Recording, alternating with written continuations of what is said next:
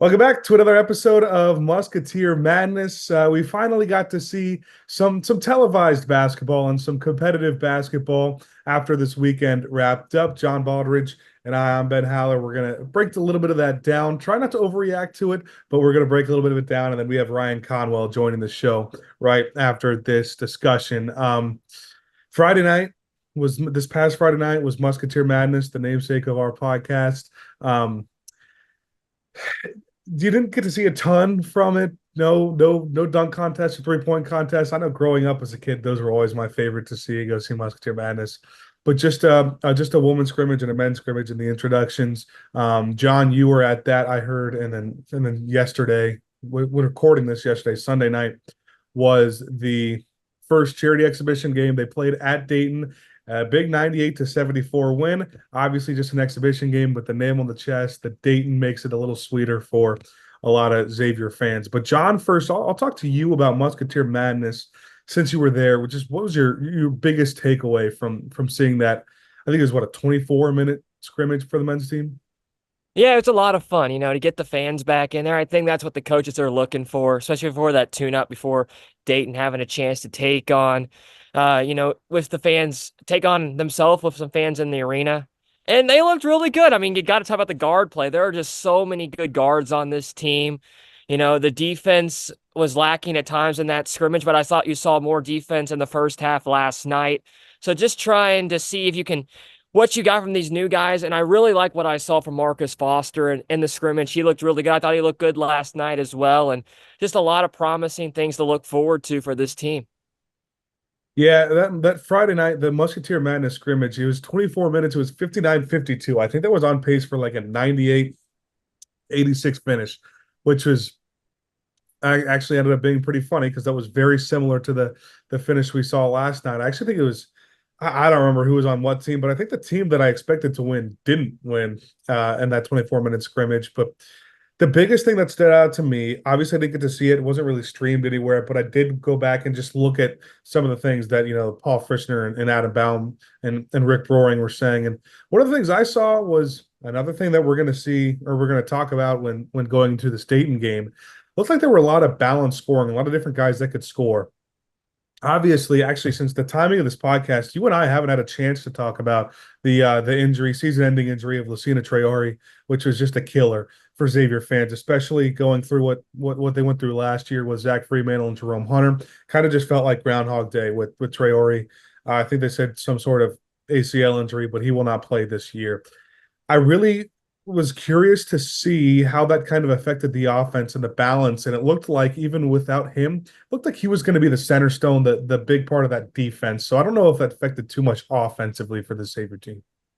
Yeah, I think you have Hughley down there, and you expect a lot from Jerome Hunter and also Zach Freemantle this year. But just getting back to what I saw on Friday night and then going into yesterday, they have so many good guards. I mean, you look at the team what Sean Miller's brought in this year, so many talented guys down there. You also bring back McKnight and Trey Green and Dalen Swain. So there's a lot of promise towards that backcourt for the Musketeers. And then you saw 17 points from Zach Freemantle last night just in that Dayton game alone with 6 boards. So, I mean, they're loaded. We talked about that last week. They're a loaded team, even with the loss of that Traore guy, but you bring back a lot of talent from last year, some new guys in this season. So we do move to Sunday night where they took on Dayton. And like I mentioned, I always told myself going into that game, I told myself I was not going to overreact to an exhibition, to a charity exhibition. And I think I was more telling myself that just in case things went poorly. And now I kind of do want to overreact after how well they played. Look, the first thing to me is a 98-74 win over Dayton. The first thing that stood out to me was balance. Initially, after the game, it was posted that 8 different guys were in double-digit scoring.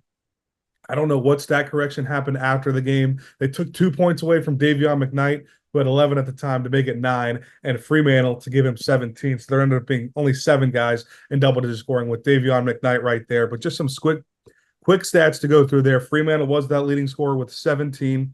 Marcus Foster had 15. Dante Maddox and Trey Green with 12 each. Ryan Conwell had 11. Dalen Swain and Jerome Hunter, nice sign to see him back, both had 10. and Davion McKnight had 9. Those are 8 different guys with 9+ points, and the field goal percentage was amazing too. 35 for 59 from the field. That's good for about 57%. 3-point percentage was spectacular. They shot 40% from 3, 12 for 26. That's a lot of Chick-fil-A nuggets, which I do hear. We got Yeah, I heard. from Paul Frischner that they're not doing that anymore, which is disappointing. They might have seen the exhibition game last night and decided to pull that off after hitting 12 in an exhibition game. But yeah, everybody shot well from the field. There's only 2 guys out of those 9 we talked about that was lower than 50%. That's Davion McKnight at 3 for 7 and Trey Green at 3 for 7. You mentioned it. The biggest thing for me is there are a lot of good guards on this team and a lot of good scoring guards. Who particularly, you talked about Marcus Foster. Anybody else stand out to you out of those 8 guys? That's a lot. Well, just getting back to your point about Trey Green and Davion McKnight, I don't think you're worried about McKnight or Green really this season coming up. I think you know what you expect from them, especially Davion McKnight, who's going to be a leader on this team. And you lose Quincy Alivari, who is having an excellent season of Lakers Yeah. right now. You got to Hey, we're going to try to get him on the podcast too. That'd be a fun. We do. We got to. But, Quincy's having a great year, and you also lose Desmond Claude. And, you're worried where those 35 points are going to come from. We talk about that a lot. Where's that point production going to come from this year? And you got to, like we saw from Foster, I think he's kind of that mix of that guy who can fill in that Claude spot. Where's the points come from Alivari? I think you got to look at Dante Maddox. He has an excellent ball player. He had 15 last night, but just a guy who is going to be another leader on this team, a guy who you can really get the ball inside with, but also he can shoot it pretty well. So I'm excited where we got with this team this year. Also bringing back Hunter and Freemantle, not just to beat around the bush, but we have so many young, talented guys on this team, and it's going to be exciting as we get closer to that first game on November 4th. I mean, we can go into so much depth and take so much time talking about like each individual player and what we think they're going to bring. One of the interesting things to me was when the starting lineups came out. You and I talked about it a little bit on the last podcast, just our predictions for the starting lineups. That was before the Traore news. And I think both of us said something in the same area of we thought Davion would start. Davion, Conwell, and Freemantle are the three mainstays. We knew those 3 were going to start. Dalen Swain and Marcus Foster, though, were in that starting lineup against Dayton. I expected to see someone like Dante Maddox and maybe make it a smaller lineup, and then on the other end have a bigger lineup with Freemantle at the 4. I really was under the impression that Miller did not want to play Freemantle at the 5, so I thought Hughley would have to start, but he was confident playing Freemantle at the 5, threw Swain in the 4, and Foster at the 3. That kind of surprised me. I don't know how you felt. It's a good point. I also go back to Friday and thinking about Rodney Anderson. He had a really good game. If you were there for Muskie Madness, played very well. And, he's the guy who's going to be not even playing this year. So you have so much talent for Sean Miller this year. You also talk about Ryan Conwell, who I thought played real well last night. I don't know what the starting lineup's going to look like. I know you'll probably see McKnight in there, probably going to go Freemantle. I don't expect Jerome Hunter to start, but I think they'll go Hughley, but I think it's going to be interesting to see what happens there. But there's so many, you go 9 or 10 deep on that bench, and it's going to be exciting to see. Sean Miller has so many options this year to put in the ball game. Yeah, they are going to go 9 deep, and I'm pretty confident in that because you put Rodney Anderson in the kind of that 10th spot with the Traore injury, Fletcher at the 11, and before that line, that cutoff from 9 to 10, I don't see, if you look at who came off the bench yesterday, I don't see any of those guys not getting any minutes. You look at Trey Green, Dante Maddox, Jerome Hunter, and John Hughley were the guys that came off the bench yesterday. Right off the bat, they started scoring. I think Xavier fans got their first taste of Ryan Conwell. He had, I think, 5 of the first 7 or 9 points for Xavier. Was a little slower start for Zach Freemantle.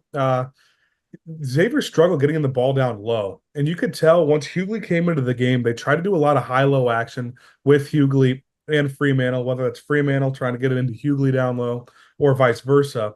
They struggled with it a little bit. Both Freemantle and Hughley did, just getting the ball to each other down low. But that's something that really improved further down the game. I remember especially a high-low possession where Freemantle got the ball to Hunter a couple times in the post.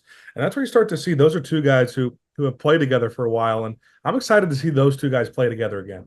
Do you think they'll go 4 guards and they're set, or you think they'll go 3 guards and 2 forwards? I think that's an interesting mix for a lot of fans out there wondering what kind of offensive formation do you think we'll see from Sean Miller? So that is interesting. We know historically, because a lot of other college coaches are going this way. Historically, or going the opposite way. Historically, Sean Miller loves to play two bigs. 2 years ago, it was always Zach Freeman and Jack Nungy in the game, and if one of them weren't, Jerome Hunter was in the game. And when Zach Freeman was hurt, and either Nungy or Hunter needed a break, Cesar Edwards was in the game. Yeah. You go back to last year, it always felt like Abu Uzman and Gitas Demixia or Sasha Chani. Two of those guys were always in the game. It's going to be harder this year with the injury of Traore, but I really think he's going to do it. I think there's the three bigs you really have are Hunter, Hughley, and Freemantle. After that, there's a huge drop off. Occasionally, I think we will see a four-guard lineup. It would have to be with Marcus Foster at the four. I saw with the way things happened when I went to practice earlier in the summer, and Jerome Hunter wasn't 100% yet for physical activity. They had a couple lineups where they were running Marcus Foster at the four, and in their scrimmages, there was some Marcus Foster guarding Zach Freemantle and vice versa. Freemantle learning how to guard kind of a quicker guard, and Marcus Foster learning how to play big. And I was impressed with what I saw from both of them. I think it's possible, but I don't think we see it a ton. The other thing that makes it interesting in that fact is defensively, you gave up 74 points to a Dayton team who's going to be a solid offensive team this year. I do think, I mean, you look at some of the numbers for Dayton, they were abysmal, 6 for 28 from three. That's Yeah, and we talked about it before we went on the air. I thought they played really well in the first half defensively, and it got a little sluggish in the second half. But if you can keep that up at a consistent rate, I thought they didn't allow a lot of points in that first half, and just trying to play consistently on defense throughout the ball game. Yeah, but back to what I was trying to say, 21.4% from three for Dayton. They actually, I do think they got a lot of good looks. And Xavier won this exhibition game by 24 against a team that has a good chance to make the tournament this year.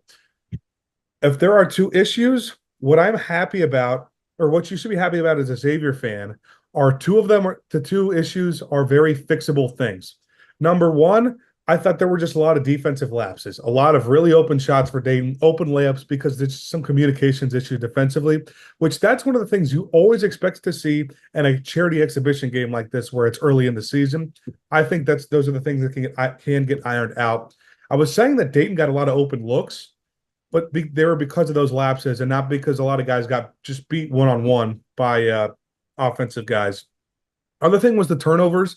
It actually didn't end up being a terrible number. 14 total turnovers on the game. I think like 10 of those were in the first half, which isn't a horrible number. I know Sean Miller's goal is like 10 or less. The problem with the turnovers was it was just a lot of weak with the ball turnovers. There were a lot of times where Dayton guys just took it from Xavier players. That press seemed to give Xavier a few problems. Other than that, though, those are fixable things and things that if those are the two biggest issues, I'm happy about.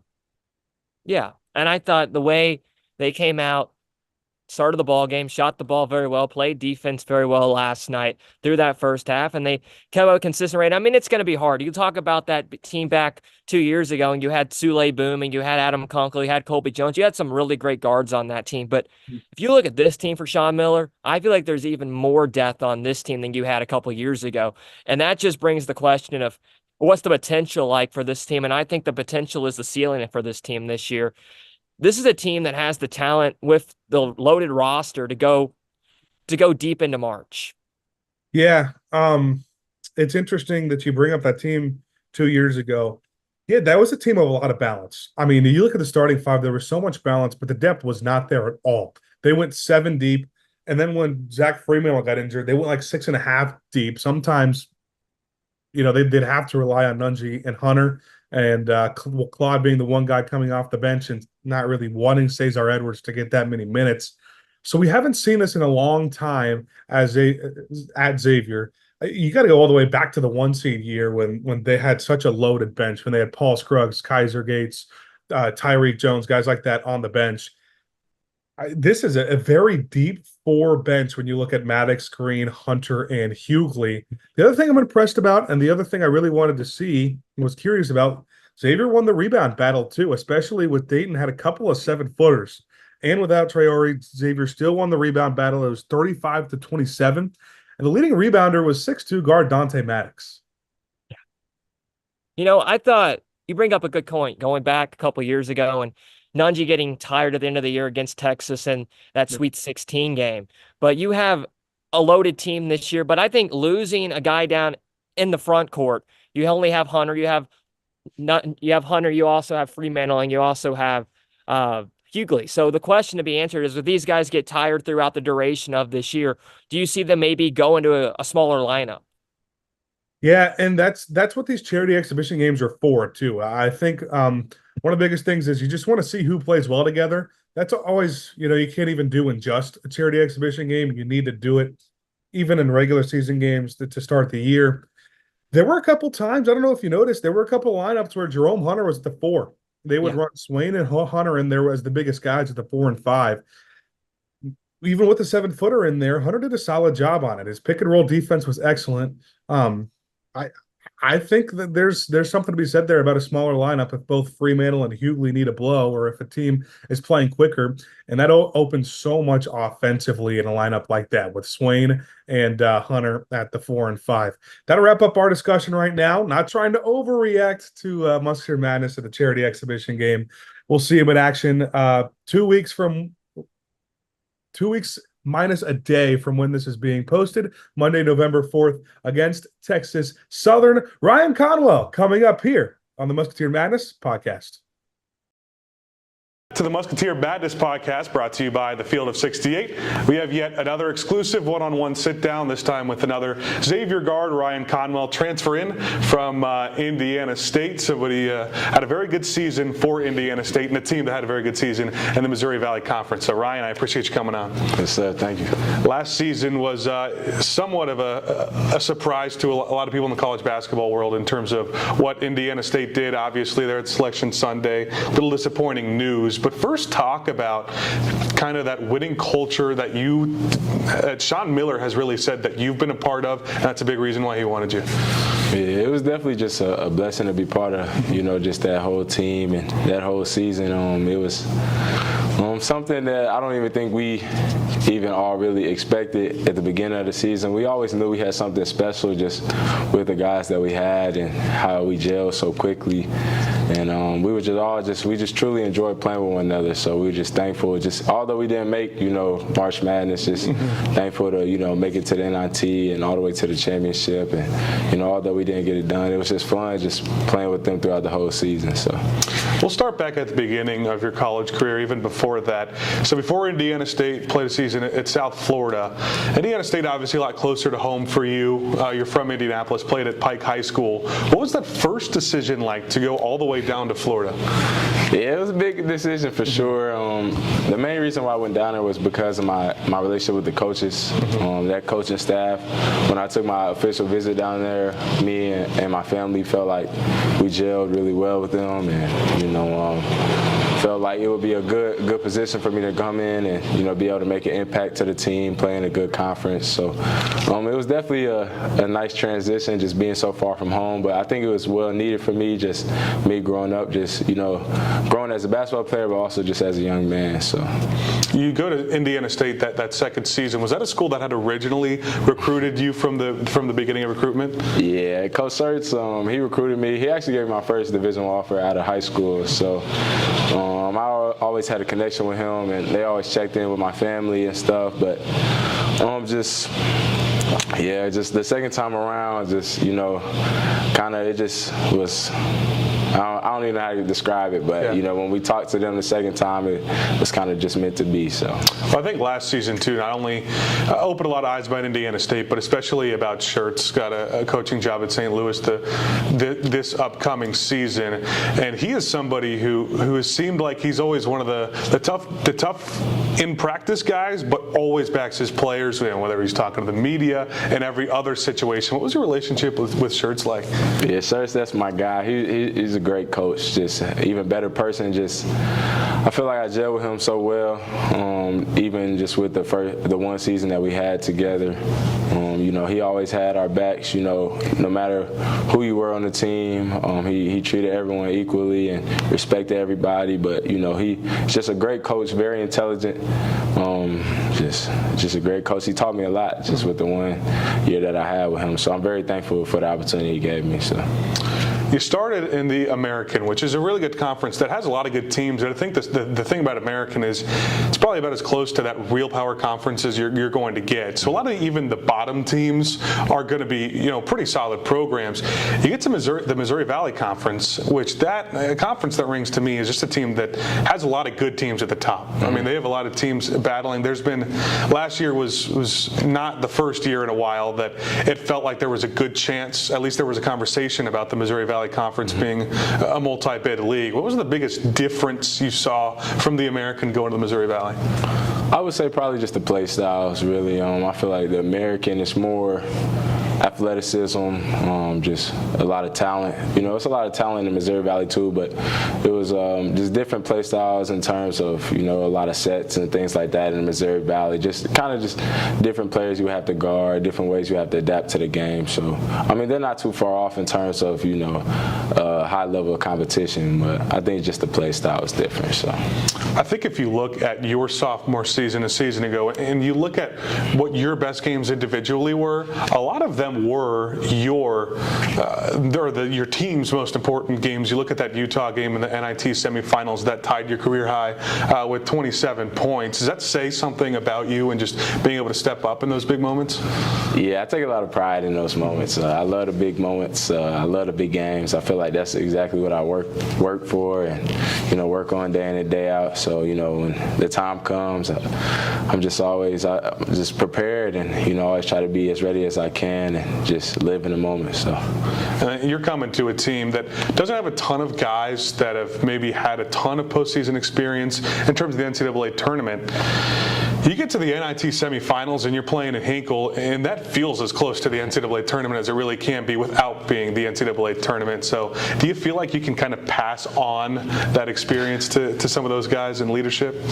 Yeah, a little bit. In terms of leadership, yeah, I feel like, just in terms of just experience and winning, I feel like I can lead in that category for sure. And just, playing in the high stakes games and playing in those games in, February and March and things like that, all the way to, the beginning of April. So I feel like, I have a little experience in those, but, I want to get to the dance. So I need to get some experience in that area too. So. Well, you had a great game at the Utah, the semifinals, and then that championship. You got a little bit of a taste of the Big East, and Seton Hall, a lot of Big East fans felt like should have got into the tournament.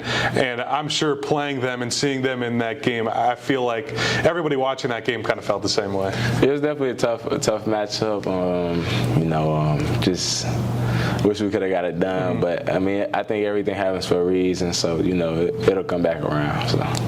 After your sophomore season at Indiana State, second time in the portal, what was different about this second time in the portal than the first?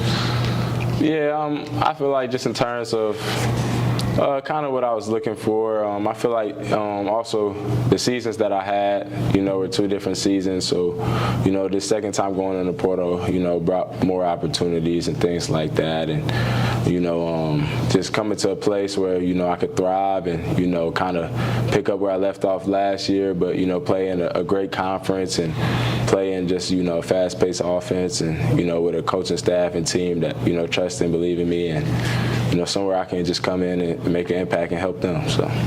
We talked about how tough of a league the Missouri Valley Conference is, and you were 8th in scoring in that league and over 16 points per game. The three-point shooting is another one of those things that jumps off the page. You shot over 40% from three, and the quantity was a lot too. You made 109 threes, which for Xavier fans, that's even more than Quincy Oliveri made a season ago. How big does that three-point shooting kind of play into your confidence, and is that something that you think Xavier fans should be excited about this year? Yeah, I think they'll definitely be excited. Not just me, but we got some other players here on this team that can shoot very, very well. So I think it'd be very hard to guard. And I take pride in just my jump shot and just being an all-around player. I feel like just being very diverse, being able to do multiple things on the court, just helps benefit my team and makes it harder on the other team. So. All right, we'll get to more that Xavier fans should expect on the other half of the break here on the Musketeer Madness podcast. One-on-one sit-down with Ryan Conwell.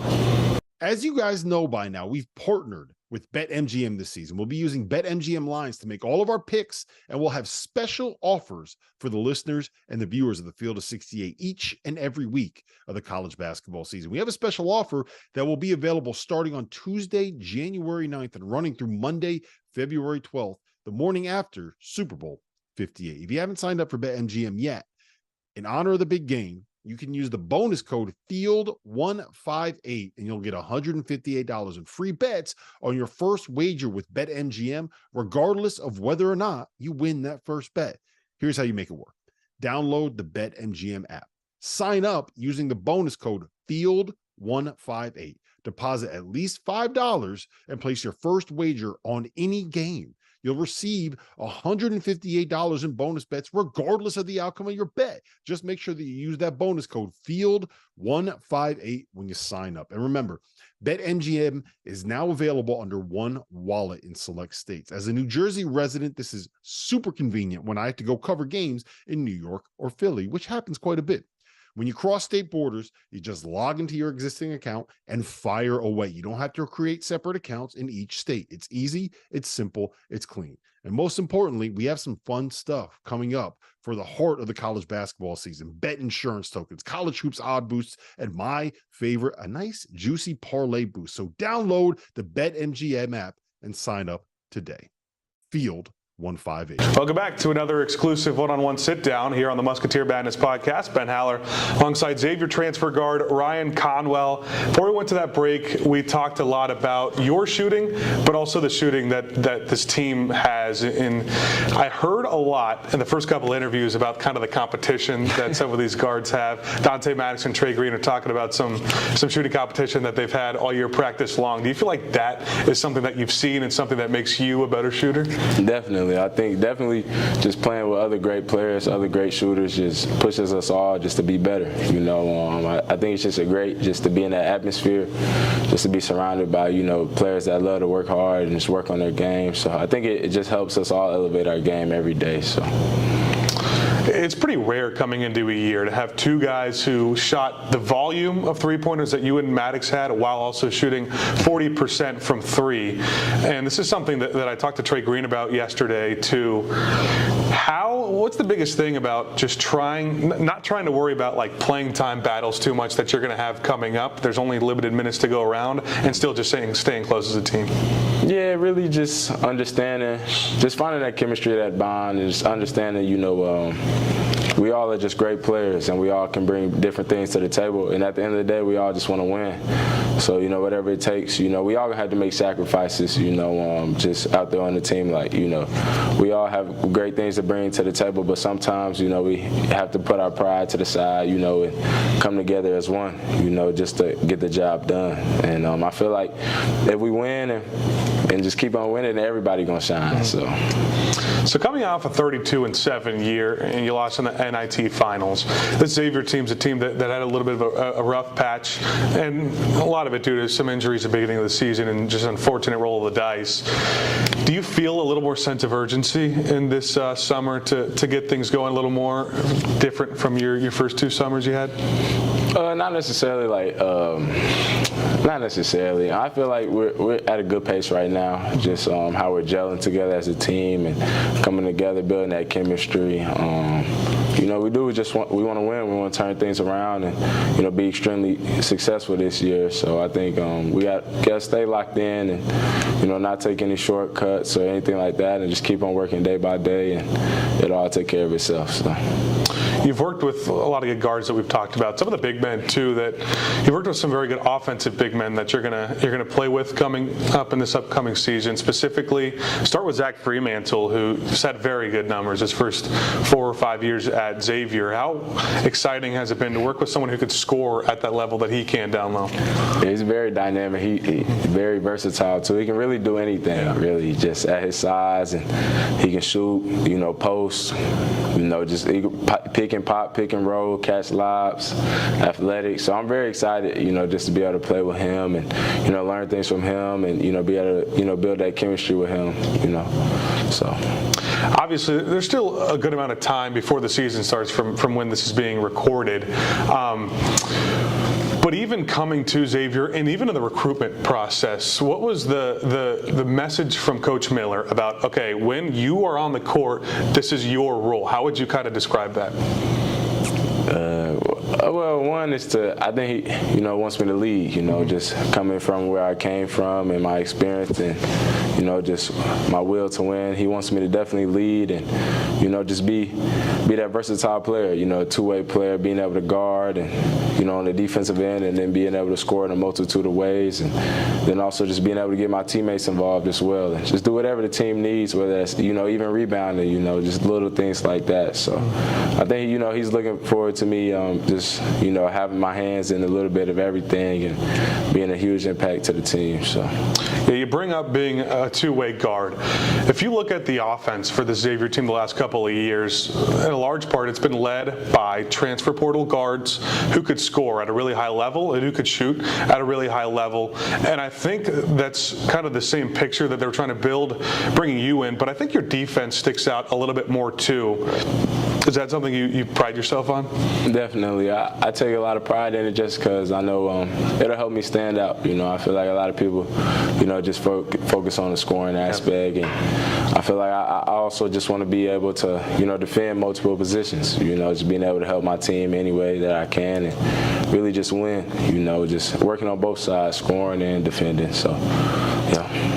I've been fortunate enough to sit down the last couple of days since this is being recorded on the practices, and a lot of it is defensive work, specifically defensive drill work. And that's something Sean Miller's first year here, back at his second stint a couple years ago, very good offense, but a team had its struggles defensively, and it seems like that's kind of what he's emphasizing this summer, and the defensive intensity. That's especially something I talked to the first few guys I interviewed with. Yeah, definitely. He's definitely emphasizing that in practice, and us being able just to play very fast, on the offensive end and get up and down the floor, but also, being able to, beat teams and defend, and being able just to win games off not only just our offense but defense as well. So. And then going back to the offense, that has been the strength of Sean Miller's team. It seems like the archetype. You go back a couple of years ago, there were three things that kind of stood out. It was efficiency, three-point shooting. They had five guys on the court almost at all times that could shoot the three, and then they played very fast. Is that three things that he's been pounding since the beginning of this summer? Definitely. He definitely emphasizes the pace a lot. So he talks about that a lot, and then just being able to run and shoot threes, get layups, high percentage shots. So he definitely emphasizes those things, and I think we continue to work on them and continue to just get better at them day by day would be good. So. All right, kind of off subject. I did have a question. How aware have you been made of the crosstown shootout and some of these other newcomers? I'm pretty aware. My brother actually goes to UC. Oh, really? Yeah. So I've known about it. They told me on my visits, and they've been telling us over the summer. So I'm aware. I'm excited. So I've actually played Cincinnati. Yeah. Three times at least. So pretty familiar with them too. So it sounds like your brother will be rooting for you about 30 of the 31 games this upcoming regular season. Nah, he'll be rooting 31 of the 30. He'll be on our side for sure. All right, a few more questions before we go off. First, it can be from high school, it can be from South Florida or Indiana State. Give us one of your favorite memories from playing basketball the last few years. Wow. The NIT is definitely up there, especially just playing in my hometown, in Indianapolis, where I'm from, having all my family there.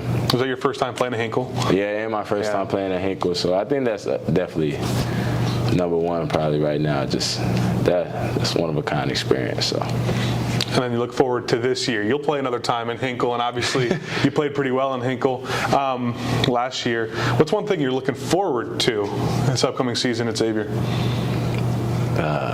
Playing here, playing the Centos for sure, playing the conference games, playing the conference tournament too, Madison Square Garden. I'm really just looking forward to the whole season for real. So. And then last question before we go off.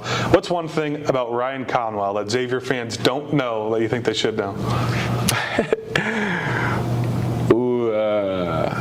I know how to play the piano. Really? Yeah. So Trey Green yesterday was saying he was a music junkie, but you actually know how to produce music. So I think you got the leg up there. A little bit. I'm not the best. But, you know, a couple more practices, I'll be good. I appreciate you, Ryan. Yeah. Thanks for tuning in once again to another Musketeer Madness exclusive one-on-one sit-down with Xavier transfer guard and